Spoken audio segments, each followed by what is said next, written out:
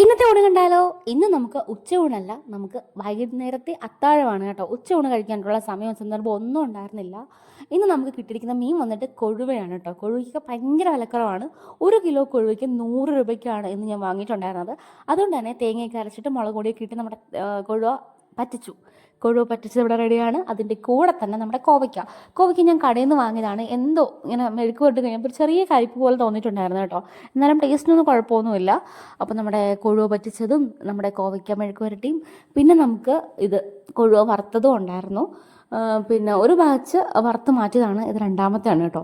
അതും കൂടി വറുത്ത് കഴിഞ്ഞാൽ നമുക്ക് വൈകുന്നേരത്തെ അത്താഴം കഴിക്കാം. ഇപ്പോൾ സമയം ഏകദേശം ഒരു 8 മണിയൊക്കെ ആവാറായിട്ടുണ്ട്. ഞാനും തക്കും കൂടി ഒരുമിച്ചാണ് ഒരു പാത്രത്തിൽ നിന്നാണ് ചോറ് കഴിക്കുന്നത്. അപ്പം ഞങ്ങൾക്ക് 2 പേർക്കുള്ള ചോറ് ഇവിടെ എടുത്തിട്ടുണ്ട്. വൈകുന്നേരത്തെ അത്താഴാണെന്ന് വെച്ചിട്ട് നമുക്ക് ആർഭാടത്തിലൊന്നും കുറവ് വേണ്ട. ഉള്ളത് കൊണ്ട് ഓണം പോലെ തന്നെ കഴിക്കാം. ഒരു മുട്ടയും കൂടെ വറുത്ത് കഴിക്കണമെന്ന് ആഗ്രഹമുണ്ട്, പക്ഷേ ഭയങ്കര മടിയാണ് കേട്ടോ. അതുകൊണ്ട് വേണ്ട, നമുക്ക് ഇതൊക്കെ കൂടി കഴിക്കാം. അപ്പം നമ്മുടെ ചോറെടുത്തു, അതിലേക്ക് നമ്മുടെ എന്തായിരുന്നു കൊഴുവ പറ്റിച്ചത് വെച്ചു, കോവയ്ക്ക മെഴുക്ക് പുരട്ടിയും കൊഴുവ വറുത്തതൊക്കെ വെച്ചിട്ടുണ്ട്. അപ്പോൾ ഇതൊക്കെ കൂട്ടി ഞാൻ ചോറ് കഴിക്കട്ടെ. അപ്പോൾ എൻ്റെ വീഡിയോ ഇഷ്ടപ്പെടുവാണെങ്കിൽ ചാനൽ സബ്സ്ക്രൈബ് ചെയ്യാൻ മറക്കരുത്. ഇന്നലെ ഒന്നും വീഡിയോ ഒന്നും ഇല്ലായിരുന്നു കേട്ടോ, കാരണം ഒട്ടും വയ്യായിരുന്നു.